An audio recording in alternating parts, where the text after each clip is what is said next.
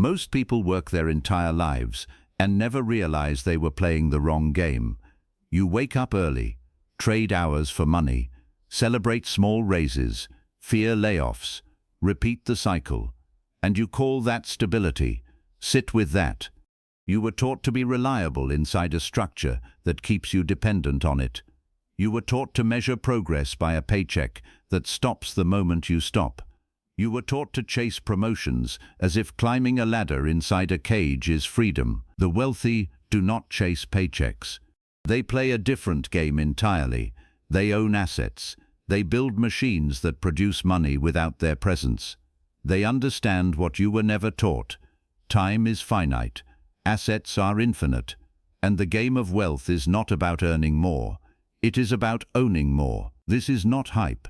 This is not a get-rich scheme. This is structure, the structure of how wealth actually works. Once you see the board clearly, you will never play the old way again. Let's begin. Chapter 1. The wrong game. You have felt it before, even if you never had words for it. That quiet pressure in your chest on a Sunday night, that small drop in your stomach when your paycheck lands and disappears into bills before it ever feels like yours. That strange contradiction of doing everything right and still feeling far from safe. The pain is not only financial, it is structural. You can sense that something is off, but the world around you keeps telling you to push harder, wake up earlier, become more productive, ask for more responsibility, earn a little more, spend a little less, and somehow trust that the machine will reward you if you keep feeding it your life. So you do. You do what disciplined people are told to do.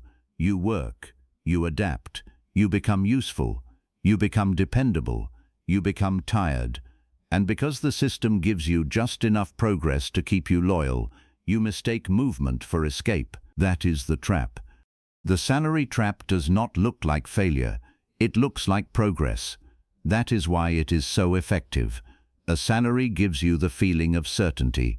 It gives you numbers you can plan around. It gives you the comfort of routine.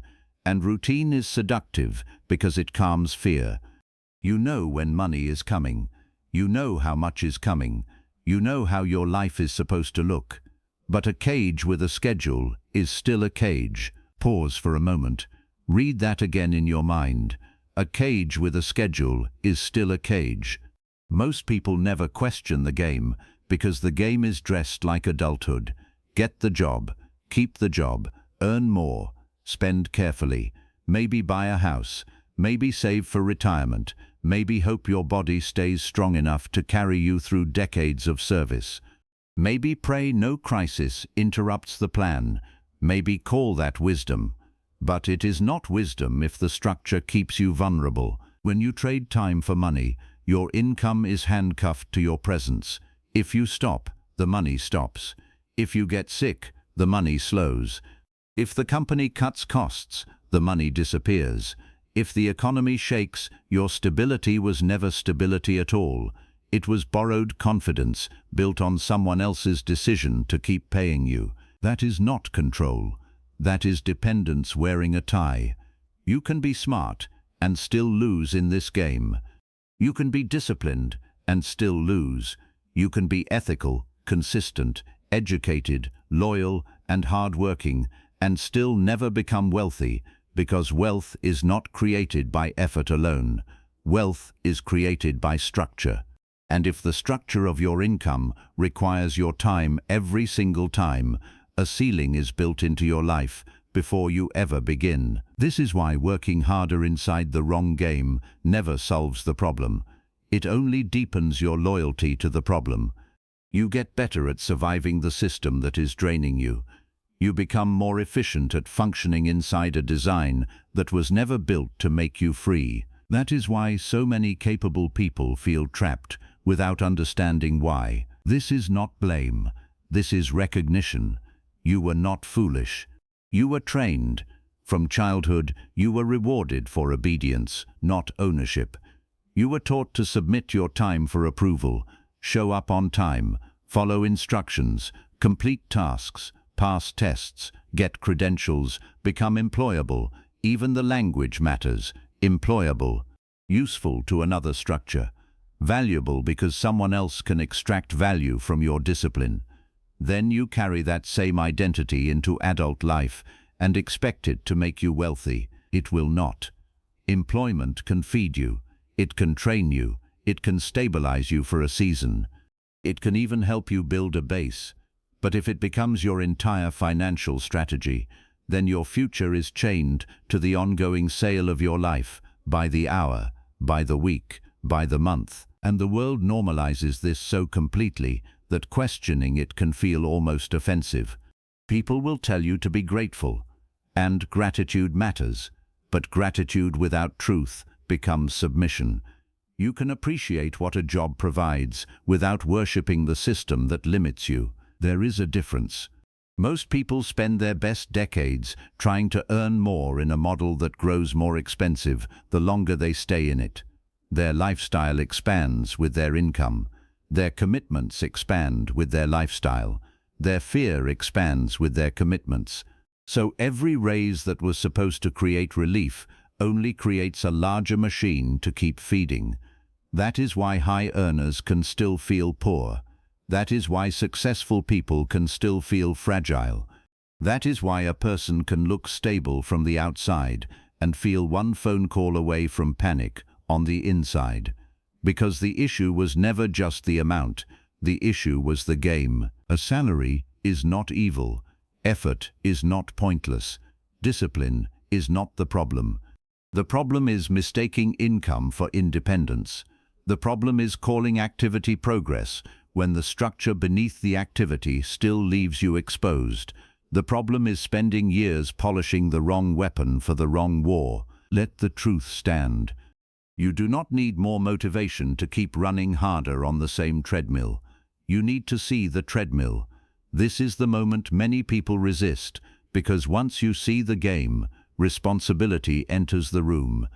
Before this moment, you could say life is unfair, the economy is broken, rich people are lucky, success is for other people. After this moment, those excuses lose some of their power, not because the world becomes fair. It does not. Not because every person can move at the same speed. You cannot. But now that you understand there is a difference between earning income and building freedom, you can no longer pretend they are the same.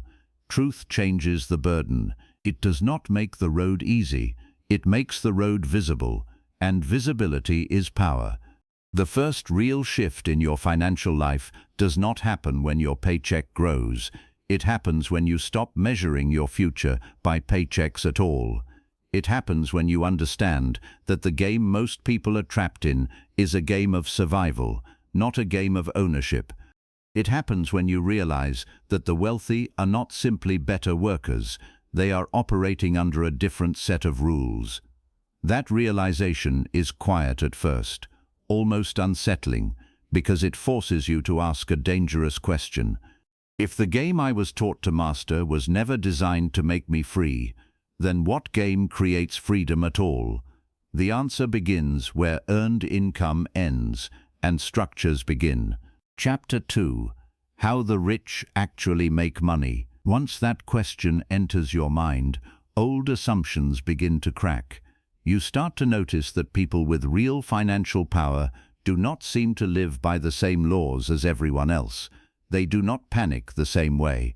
They do not depend on the calendar the same way. They do not speak about money the same way. And slowly you realize it is because they are not using money the same way. Most people earn money and then spend it. The wealthy build things that produce money and then use that money to build more things. That single difference changes everything. Active income is simple. You do something, you get paid.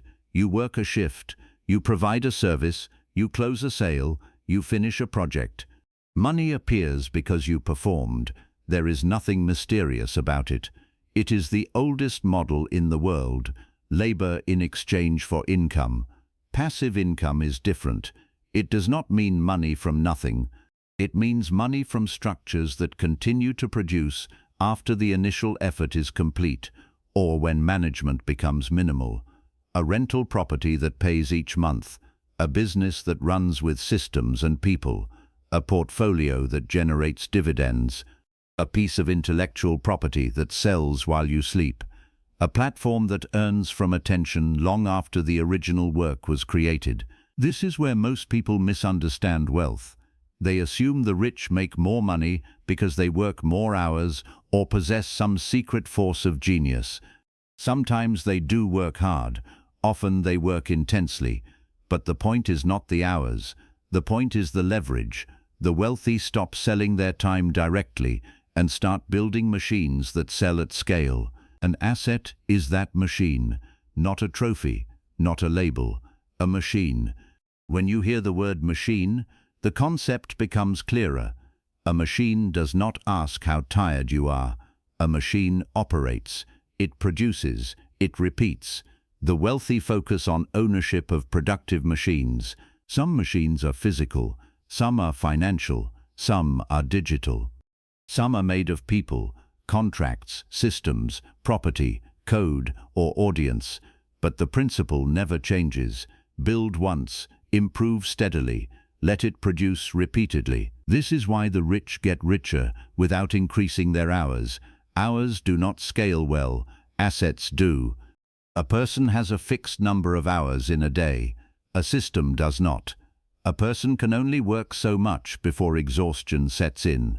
An asset can keep producing if it is built correctly and managed with discipline. That is why the gap widens.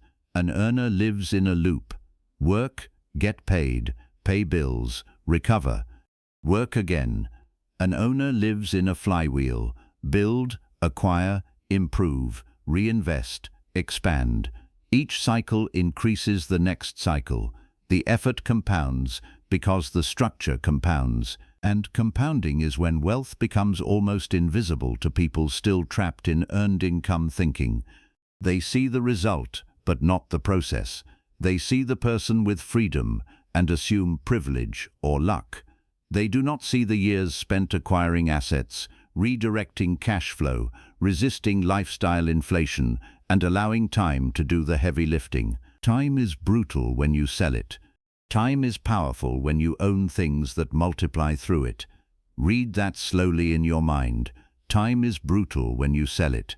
Time is powerful when you own things that multiply through it. This is the core contrast between earners and owners. The earner is paid once for effort. The owner can be paid repeatedly from the same underlying asset. A salary comes in and stops. A quality asset can continue. It may fluctuate. It may require maintenance. It may carry risk, but it has a life beyond the hour that created it. A book can sell for years. A business system can produce for decades. A stock portfolio can keep generating income and growth while you are eating dinner, sleeping, traveling, reading, resting, or recovering from a difficult season of life. That kind of income changes your nervous system. It changes your choices.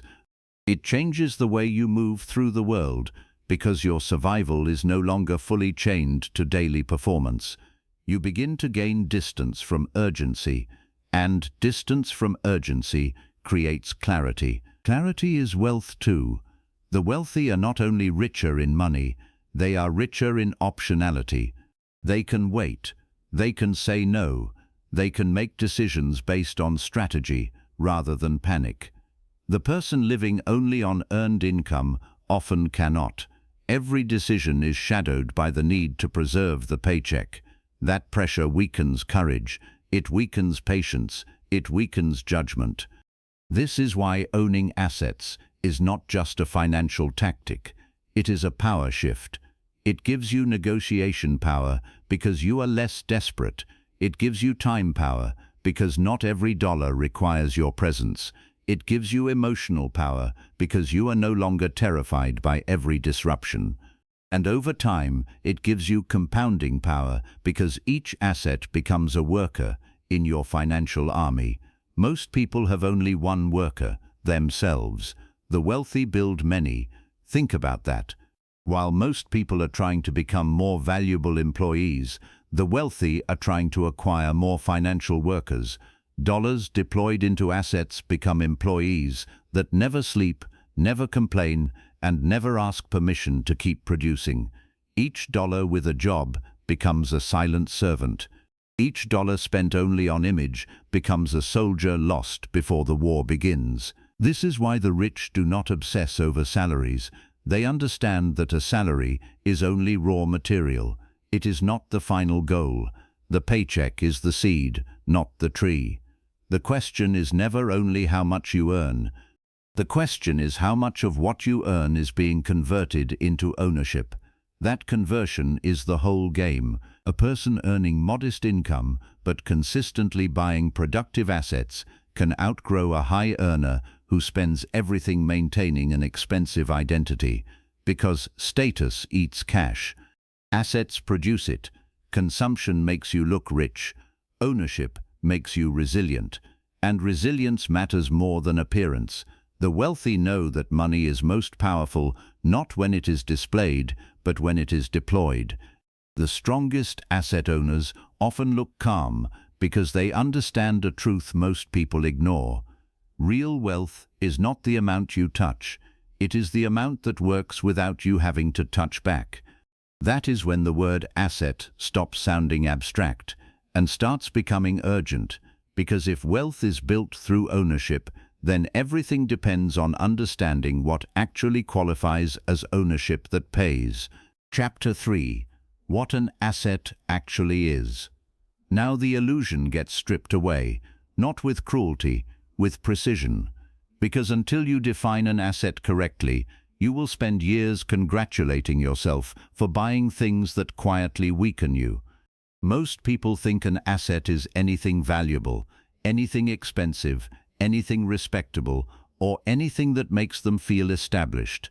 That confusion is costly. A thing can be valuable and still not be an asset to you. A thing can appreciate in theory and still drain you in practice. A thing can impress other people and still damage your financial position every month it stays in your life. So simplify the definition until there is nowhere to hide.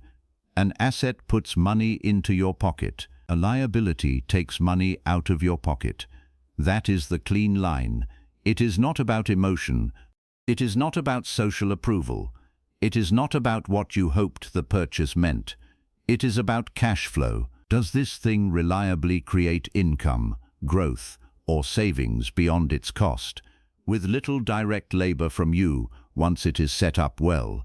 If yes, it is acting like an asset. If no, it is not. This is why people become uncomfortable around the truth, because discomfort enters the room when the symbols begin to collapse. The car that announces success but demands payments, insurance, repairs, fuel, and endless depreciation is, in most cases, not an asset. It is transportation wrapped in status. The luxury apartment that stretches your budget and empties your future to support your present image is not an asset. It is a costume. The gadgets, watches, clothes, and upgrades that make you feel powerful for a weekend but weaken your cash flow for months are not assets. They are drains with good lighting. You knew this. You just did not want to say it out loud. Even a house can fall into this confusion. This is where people get defensive. A personal home may be meaningful. It may provide stability, dignity, family memory, and emotional grounding. Those things matter. But if it takes money out of your pocket every month and does not generate income, then, in practical cash flow terms, it is not acting like an asset. It may become one later. It may gain value. It may be part of a wise life plan, but that does not change the rule. Something can be important without being a money-producing asset. Truth does not care about sentiment. That is why truth is powerful. When you remove the emotional fog, the definition becomes freeing. A real asset can be many things. It can be a stock fund that pays dividends and grows over time. It can be a business that generates profit beyond your daily labor. It can be a rental unit with healthy cash flow after all expenses. It can be a digital product that keeps selling. It can be a piece of content or media that earns from attention. It can be ownership in something productive. The form can change, the function cannot. A real asset works. That word matters. It works when you are off the clock. It works when you are resting. It works when you are focused elsewhere. It might still need oversight, decisions, and care. But the critical point is that it is not paid only once for each ounce of your time. There is separation between the asset and your immediate labor. That separation is where freedom begins. Many people never build wealth because they never cross that line. They spend their whole lives increasing income and increasing lifestyle at the same speed.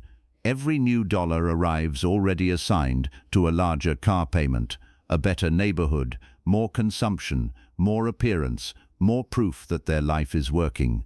The result is brutal. More money, same dependence. More money does not always mean more control. Sometimes it just funds a prettier trap. This is why the first real asset is often small and unimpressive.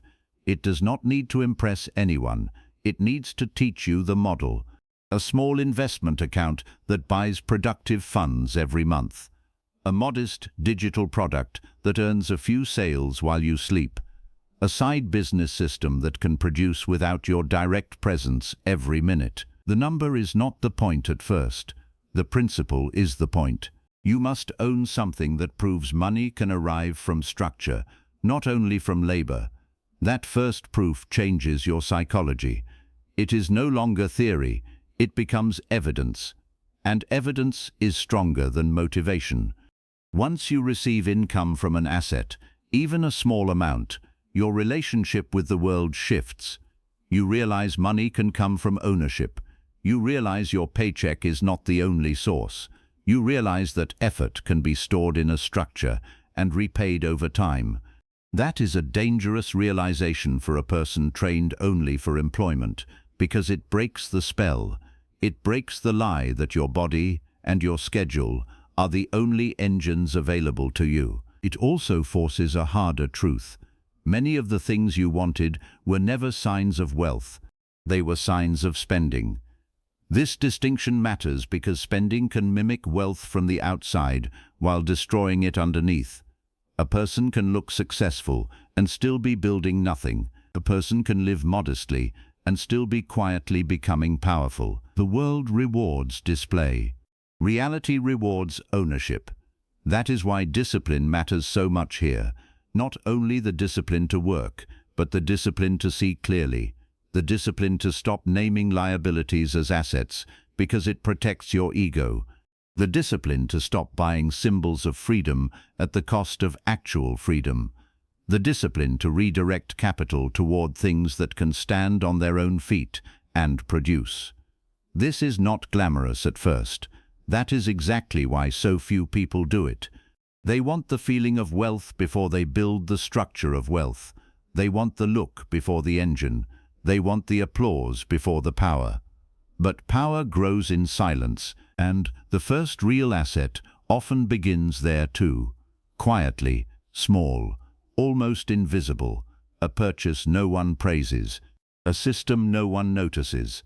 A monthly transfer no one celebrates.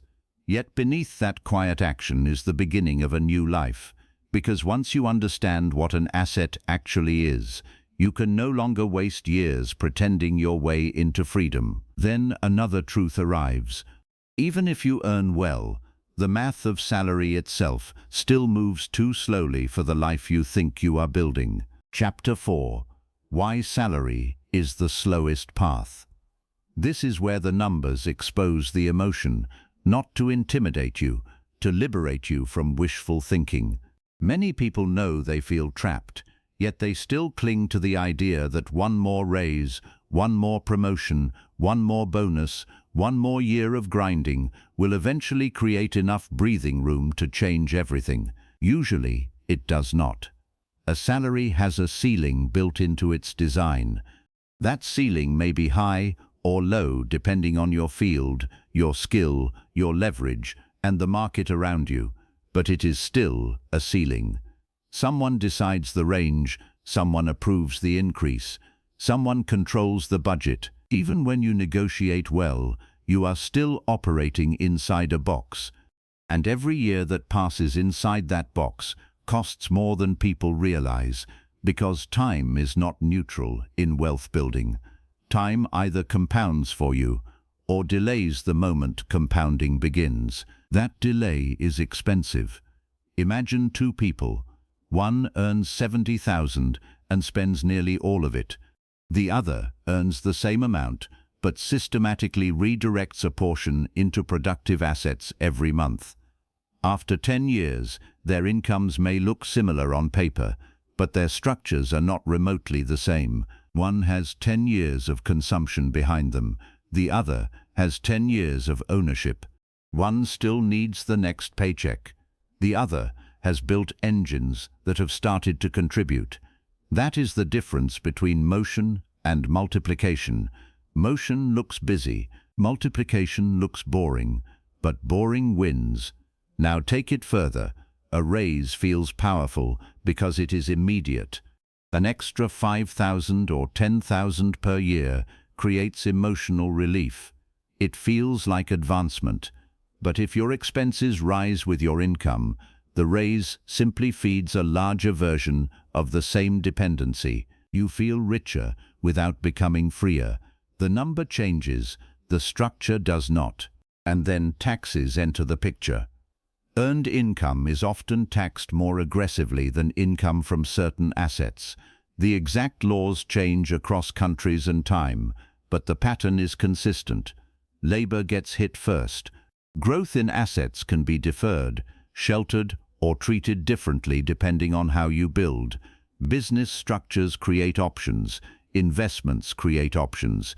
Ownership creates planning space. The salary earner often has the least flexibility and the most exposure because money touches their hands in the most vulnerable form. That is not an accident. Systems protect owners more than workers. This is another reason salary is slow. Not only are you limited by time and approval, you are also often limited by the way that income is taxed, spent, and psychologically experienced. Money earned through labor feels easier to spend because it feels like proof of sacrifice. You suffered for it, so you want relief. That is human. But if relief becomes your default response to effort, then effort never becomes capital. It becomes recovery money. And recovery money rarely builds freedom. Think carefully here. If every hard month earns you a reward purchase, then hard months are financing your future dependence. That is not self-care, that is leakage. Let us make the math simple. Suppose a person gets modest annual raises for 10 years. Their salary climbs steadily, their living costs climb too, their obligations expand, their lifestyle becomes more polished. At the end of 10 years, they earn more, but their financial stress has not disappeared because their entire life still depends on maintaining the same stream of labor income. Now imagine another person who uses those 10 years to build an asset base. Maybe it begins with broad market funds. Maybe it includes a small service business that later becomes systemized. Maybe it includes digital products, rental income, or ownership in productive ventures. At first, the progress looks slower, sometimes humiliatingly slower. The numbers are small. The outside world sees nothing impressive.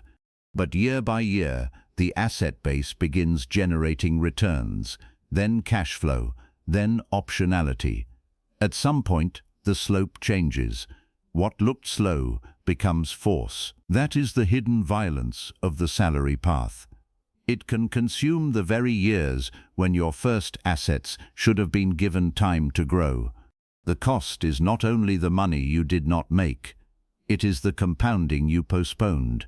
A person who starts building assets at 30 is not merely 10 years ahead of the person who starts at 40. In many cases, they are living in a completely different financial future. Because compounding is not linear, it accelerates. The early years feel almost insulting. Then the curve begins to bend. Then suddenly the patient person looks lucky to the person who spent a decade waiting for a better salary to rescue them. No salary rescues you by itself. It can fund the rescue. It cannot be the rescue. This is the mindset correction that matters. Income from work is useful. It is fuel. It is seed capital. It is a tool. But if you treat the tool as the final outcome, you stay trapped at the entry point. The wealthy understand that their active income, when they have it, is only a means of feeding systems that can eventually operate without them. The average earner treats income as something to consume. The owner treats income as something to convert. Convert is the key word. Convert wages into ownership. Convert effort into structures. Convert surplus into productive assets. Convert time into leverage. That conversion is what shortens the road. Not because it is fast at first. It is often painfully slow at first. But because it is the only road that eventually removes the ceiling.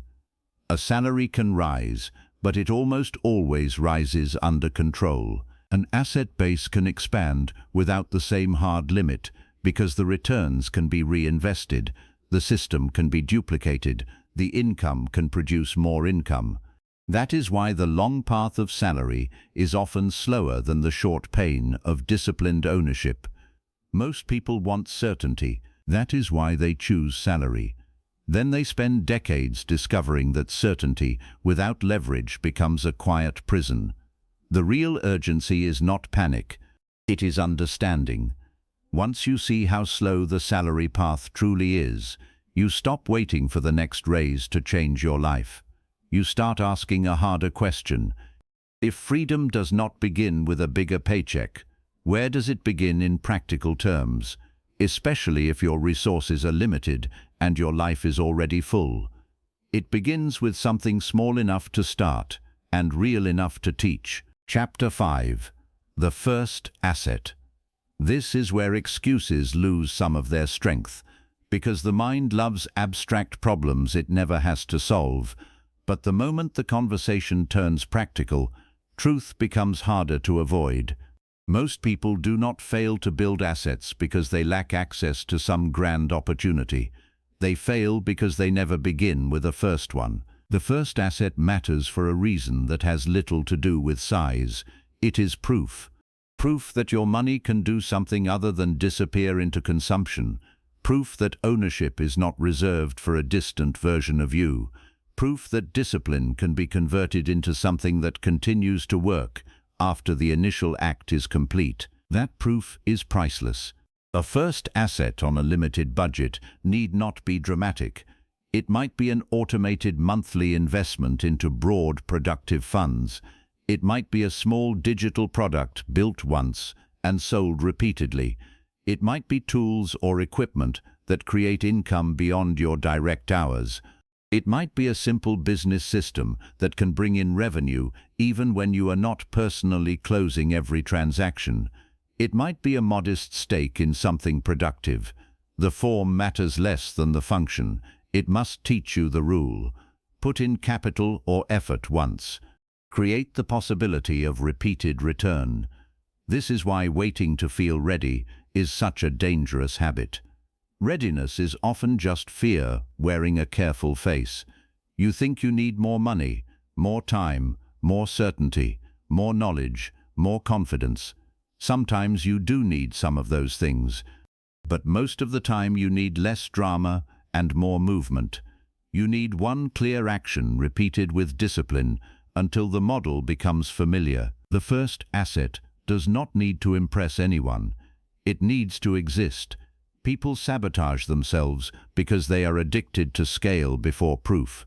They want the first move to be large enough to visibly change their life. That desire destroys momentum. They compare their beginning to somebody else's middle and decide that starting small is not worth it. But small is where literacy is built. Small is where judgment is trained. Small is where mistakes are cheap enough to survive. Small is where your identity begins to bend toward ownership. The first asset teaches skills that no paycheck can.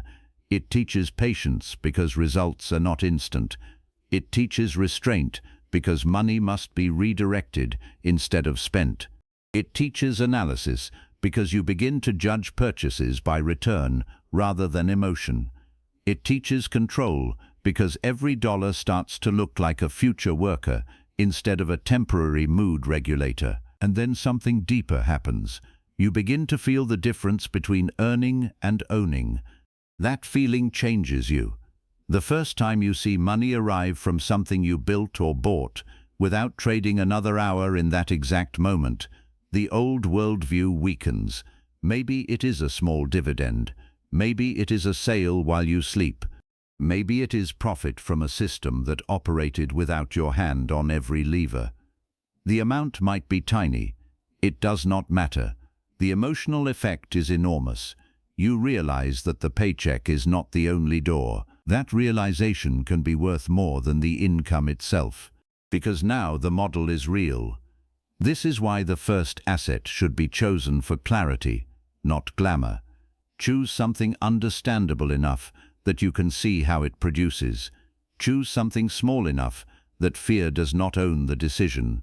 Choose something clean enough to teach the principles of cash flow, reinvestment, and patience. The goal is not to hit a miracle. The goal is to become the kind of person who can build the second, third, and 10th asset with more intelligence than you had before. A small asset can become a private teacher. It shows you what maintenance feels like. It shows you where your discipline breaks.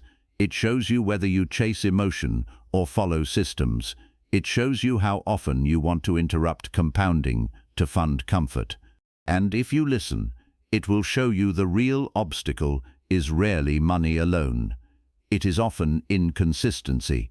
That is hard to hear, but necessary. Many people could have built more than they realize if they had simply consistently redirected a modest amount for long enough. Not everyone can move quickly. Not everyone has the same margin. Some are fighting real hardship, but even then, the principle remains. A first asset is less about speed and more about orientation. It turns your face toward ownership. It tells your nervous system that the game has changed.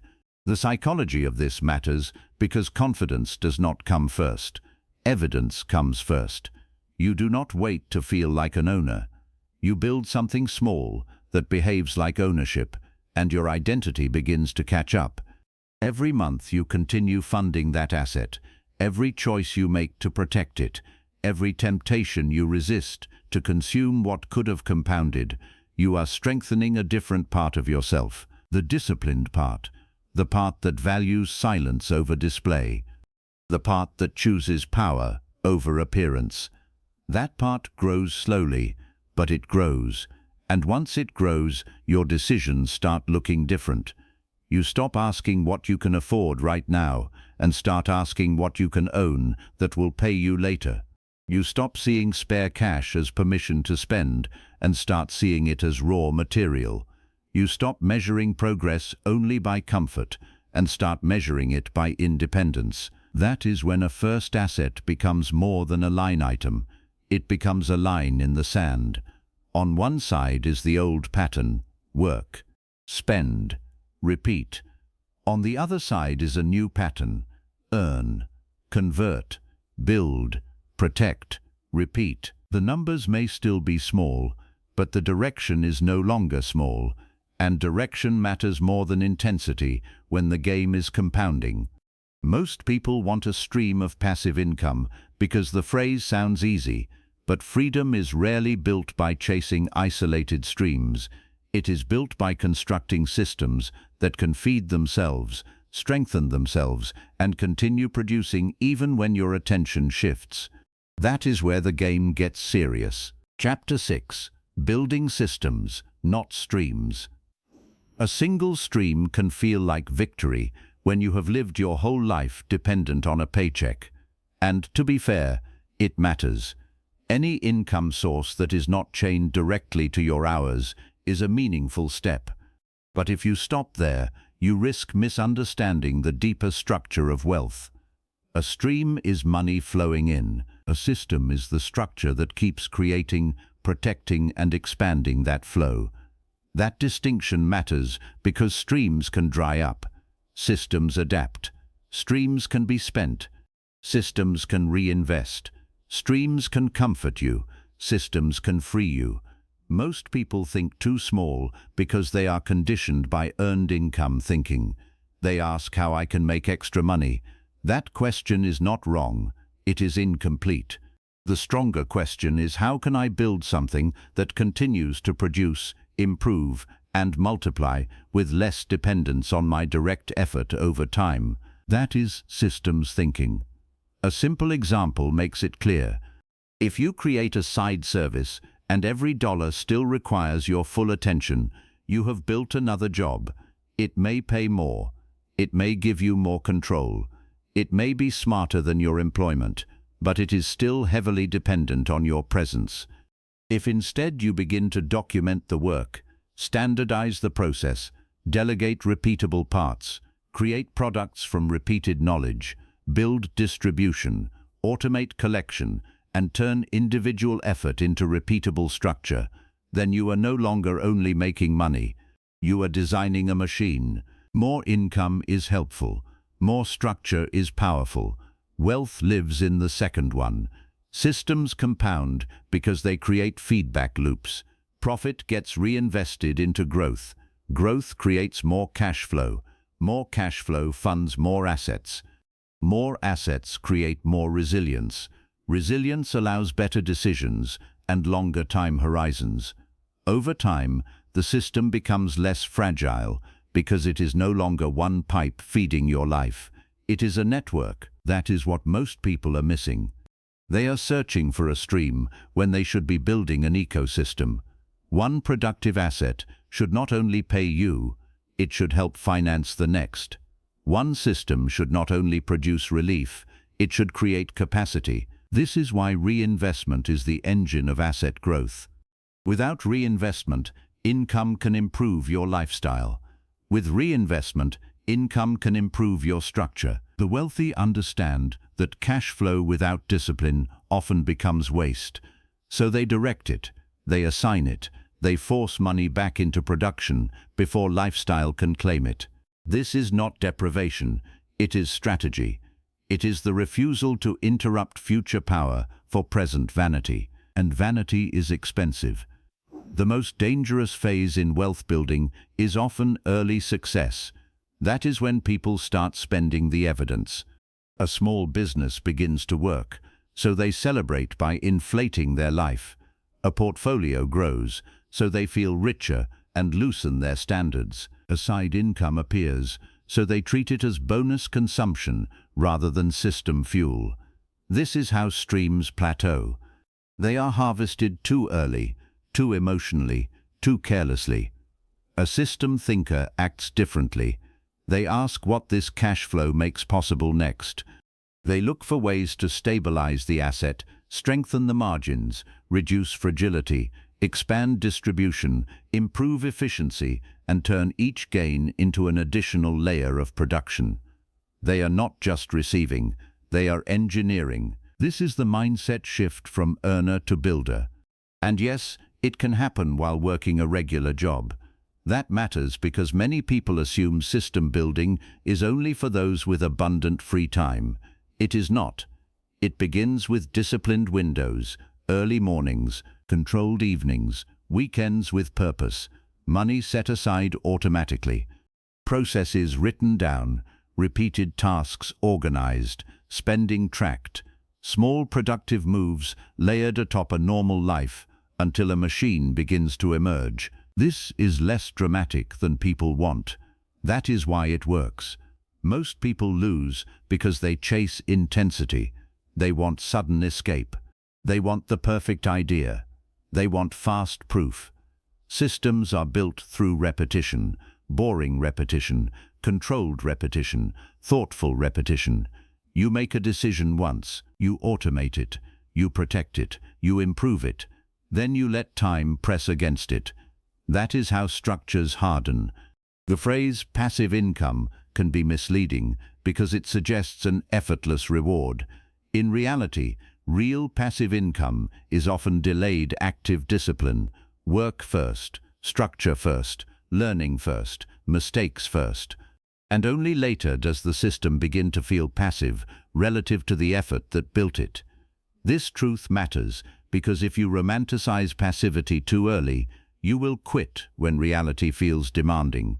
Everything worthwhile demands something. The question is whether it keeps demanding forever. A good system gradually asks less from you relative to what it produces. That is the sign. Dependency decreases, efficiency rises, cash flow becomes more predictable, decisions become more strategic. At that point, you are no longer patching together extra dollars. You are building a financial organism, and organisms need rules. Protect margins, reinvest before upgrading your lifestyle. Track what is actually producing. Eliminate what only creates noise. Document repeatable actions. Make it easier to continue than to stop. These are not exciting rules. They are strong rules. Strength is usually quiet. A system does not need applause. It needs continuity. Once continuity exists, the game changes again, because as the structure becomes real, a more personal confrontation begins. You can no longer hide behind lack of information. The external machine is not the only thing that must change. The internal identity that keeps pulling you back toward dependence must also be challenged. That is where ownership becomes deeply uncomfortable. Chapter 7. The Identity of an Asset Owner. By now, the mechanics are clearer. You understand the difference between labor and leverage. You understand assets, systems, reinvestment, and compounding. But understanding alone does not guarantee action. Many people can explain the game and still refuse to play it fully because their identity is still loyal to the old structure. Identity determines what feels normal, and what feels normal often controls your financial life more than what you know. Employee thinking is not the same as employment. A person can work a job and still think like an owner. A person can run a business and still think like an employee. This is not about titles, it is about orientation. The employee mindset asks, who will pay me? The owner mindset asks, what can I build, buy, or improve that will keep paying? The employee mindset seeks security through approval.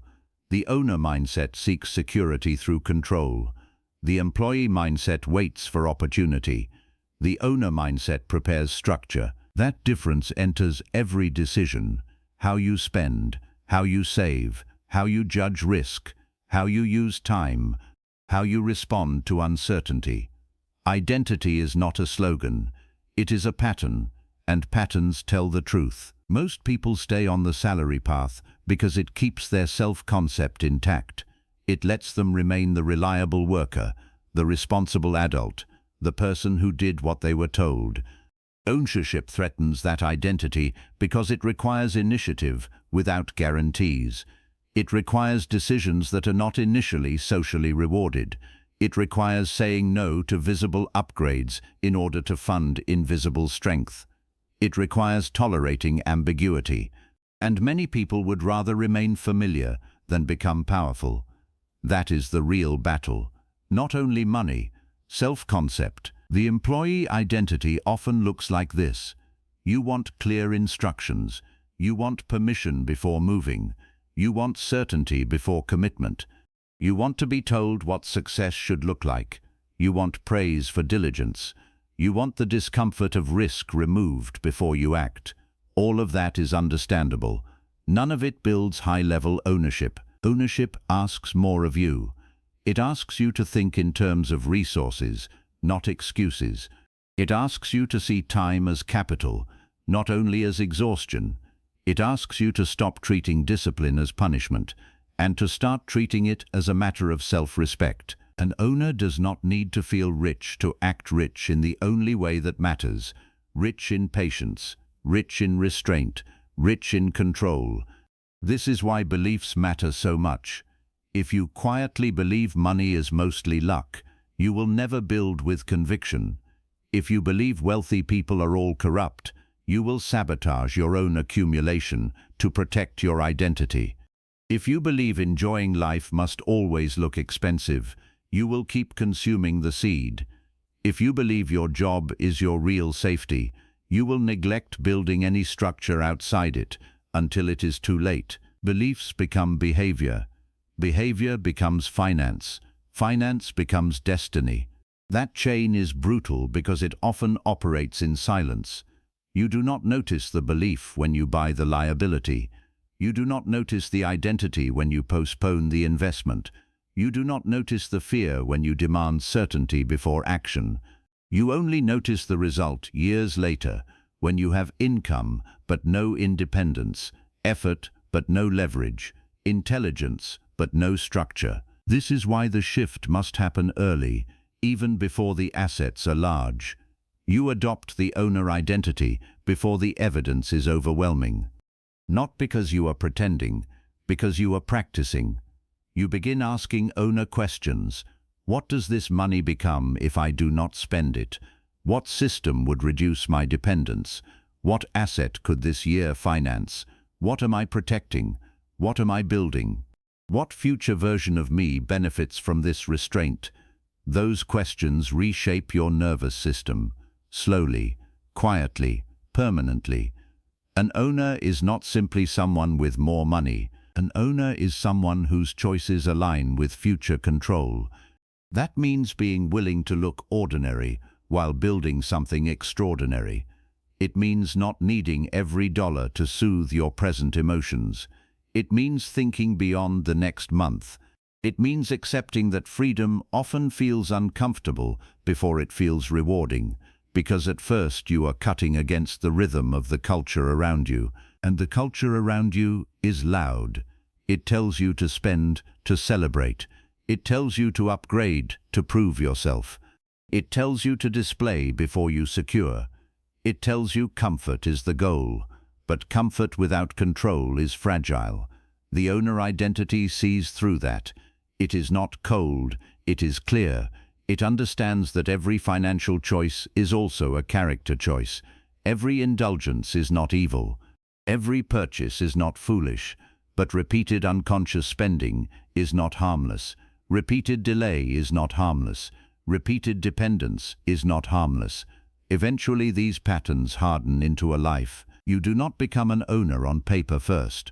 You become one in silence, in the way you decline waste, in the way you redirect money without applause, in the way you continue building when results are still small, in the way you hold your standard when other people mock what they do not yet understand. That is strength, and strength must eventually learn protection, because once you start building, you also become responsible for preserving what discipline has produced.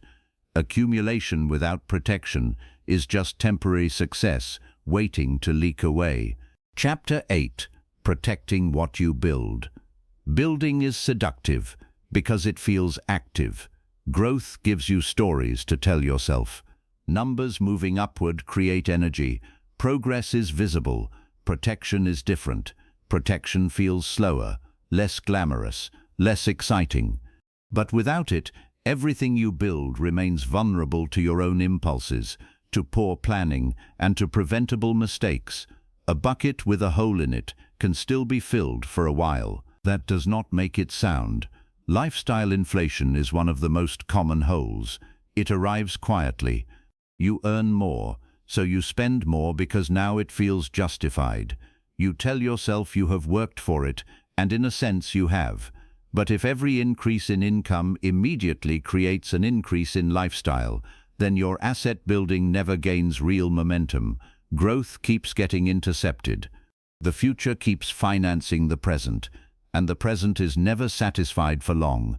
That is why discipline must grow with income, not comfort. The wealthy who stay wealthy often have a skill people ignore. They know how to preserve gains. They do not only know how to make money, they know how to keep it positioned, sheltered, diversified and directed. They understand that accumulation is one battle and protection is another. Win the first without the second, and you eventually circle back to weakness. Making money requires effort. Keeping money requires control. Growing money requires both. Tax strategy lives inside this conversation, whether people like it or not. You do not need to become obsessed with technical complexity, but you do need to respect the role of structure. Different forms of income are treated differently. Different vehicles create different advantages. Different accounts, entities, deductions, and planning choices can preserve more of what you produce. Ignoring this is not simplicity, it is negligence. Protection is not greed, protection is responsibility. If you worked to build assets, why would you hand away more than you must through ignorance? Learn enough to stop being careless. Build enough awareness to stop operating blind. Seek good advice when needed. Structure matters at the level of preservation just as much as it matters at the level of creation. Diversification matters too, but it is often misunderstood. Diversification is not a nervous habit. It is not random scattering. It is protection against concentration risk.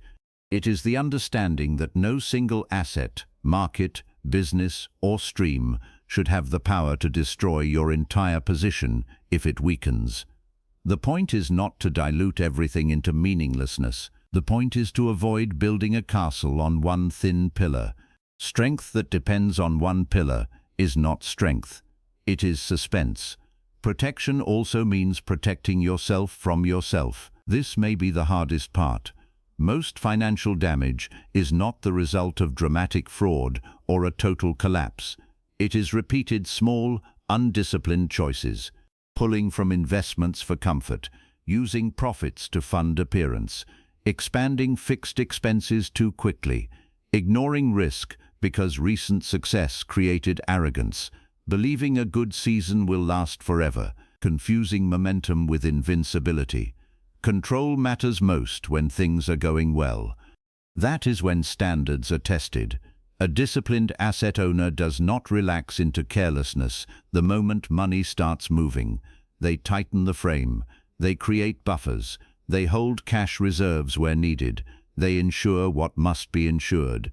They separate personal emotion from business decisions. They track performance. They review exposures. They understand that every gain not protected is vulnerable to erosion. Erosion is slow. That is why it is dangerous. You do not feel a little lifestyle inflation the way you feel a catastrophe.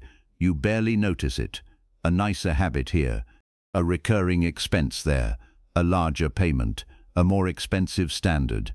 Over time, the space that should have been feeding assets gets swallowed by maintenance.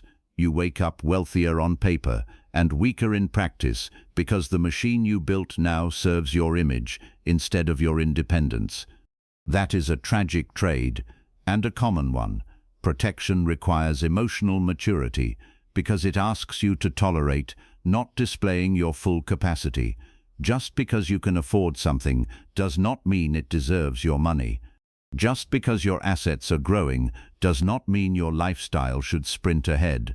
Just because other people spend recklessly at your income level does not mean their pattern is wise.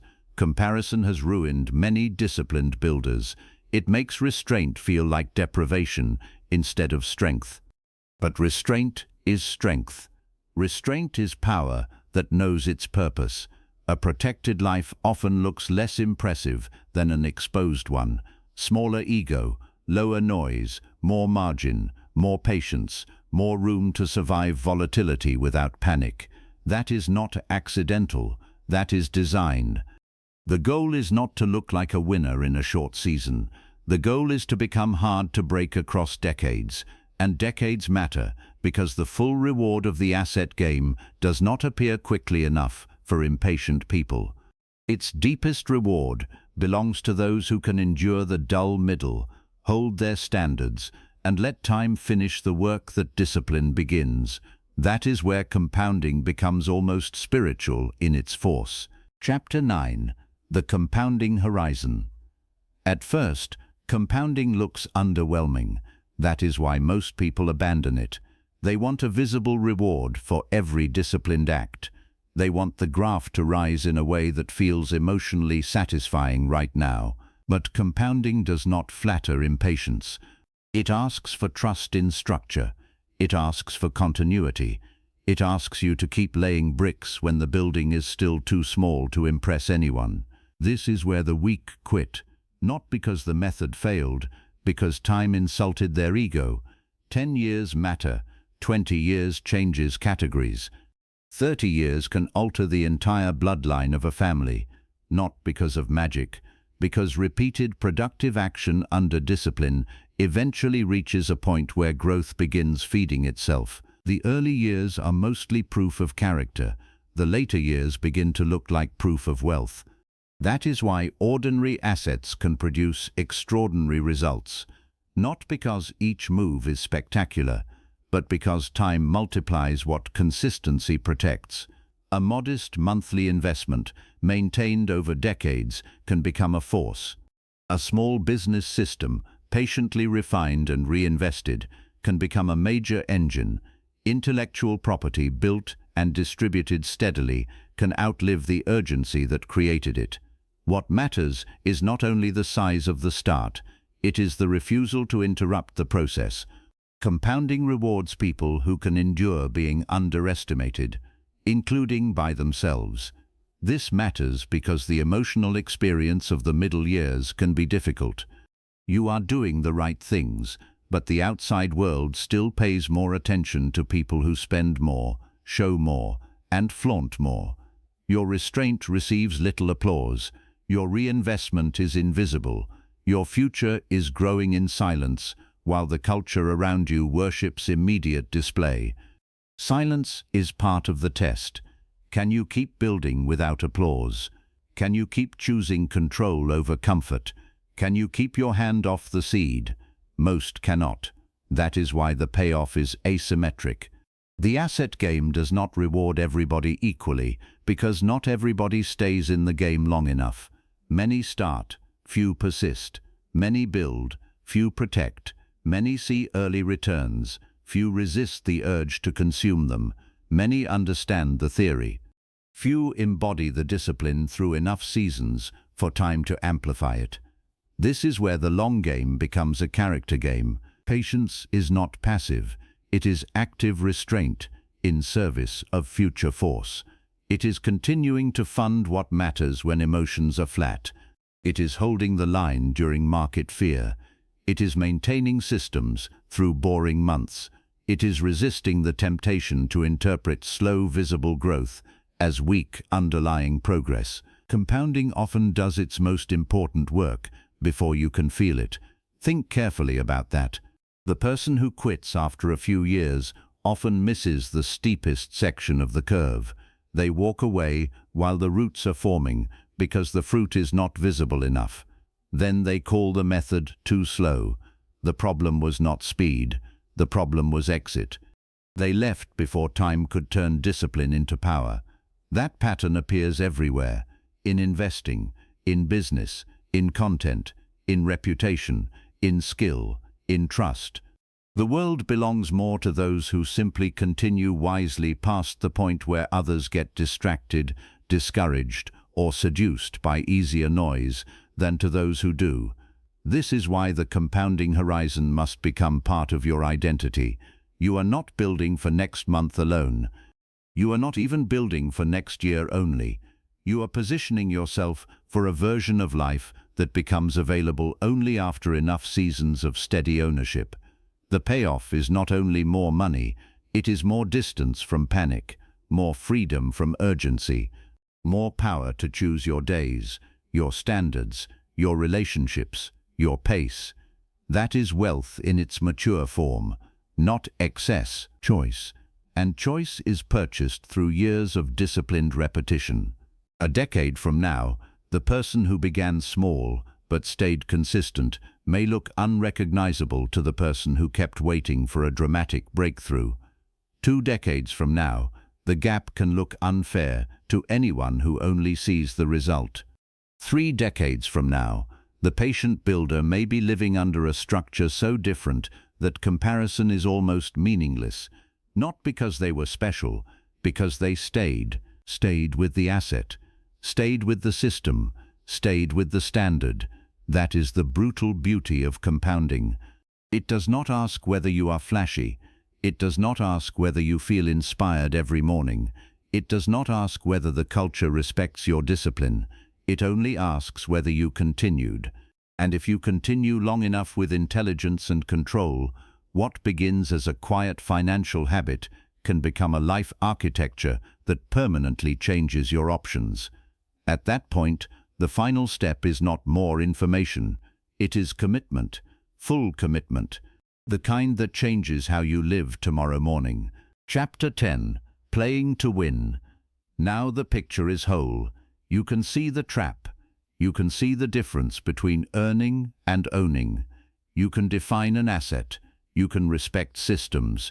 You can feel the weight of identity, protection, and compounding.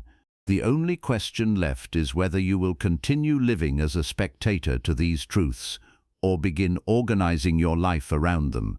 This is where people often want one final burst of inspiration, something dramatic, something emotional, something that makes change feel easy. That is not what matters now. What matters now is decision. Calm, clear, permanent decision.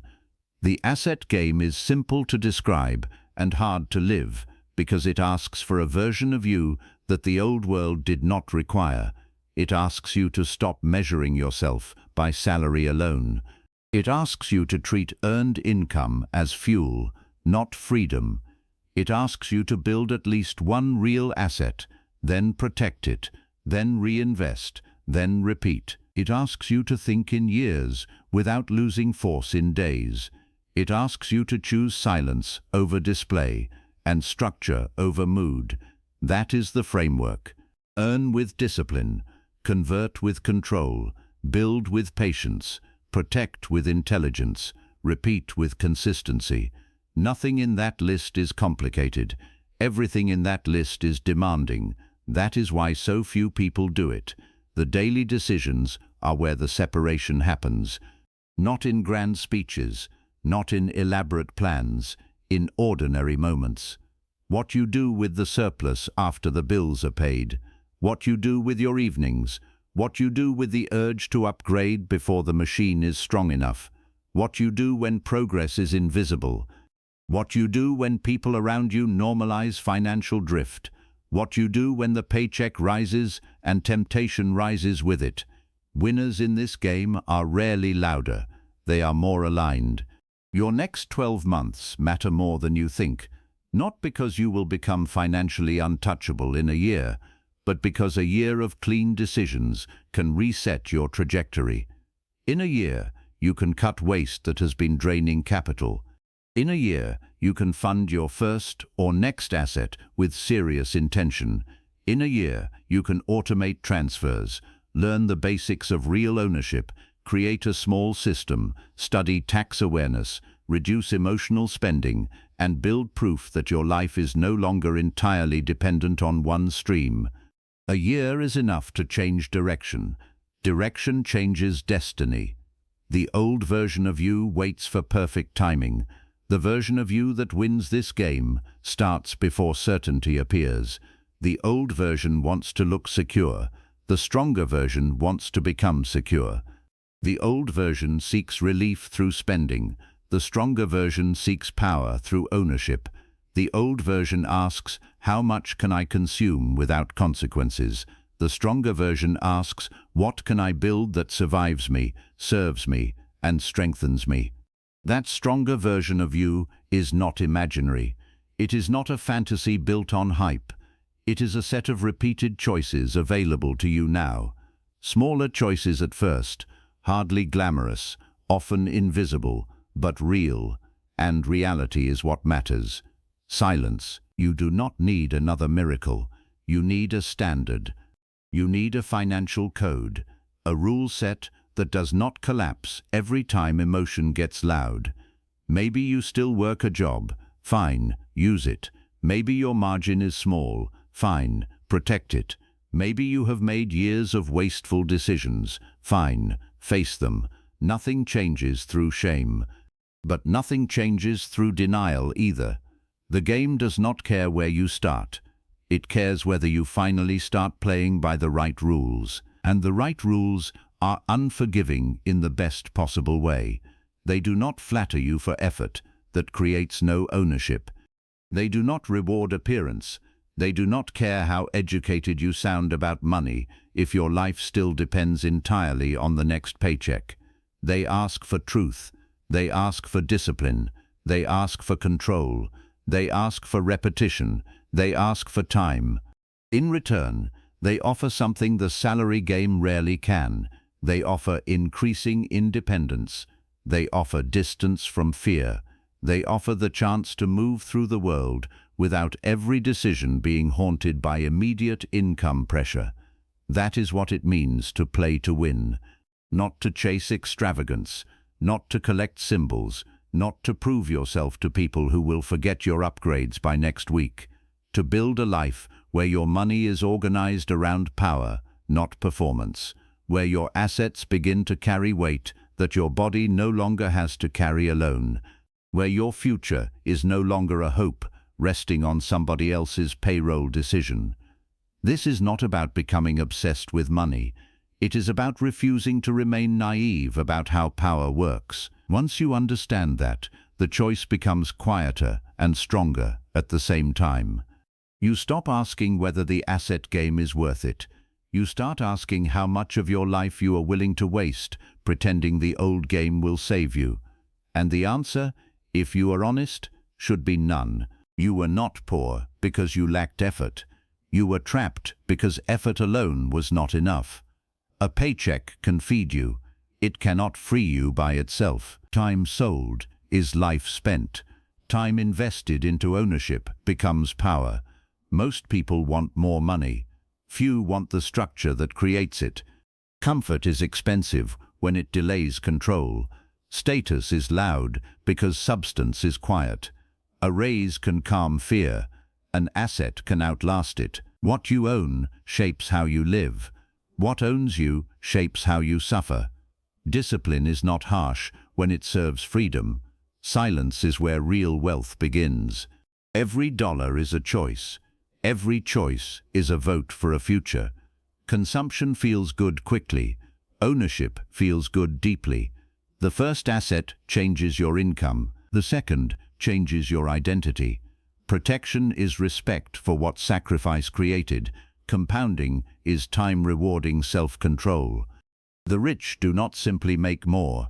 They keep more working. Freedom is rarely sudden. It is built in quiet repetitions. The game was always there. Now you can see it. And once seen, it does not disappear.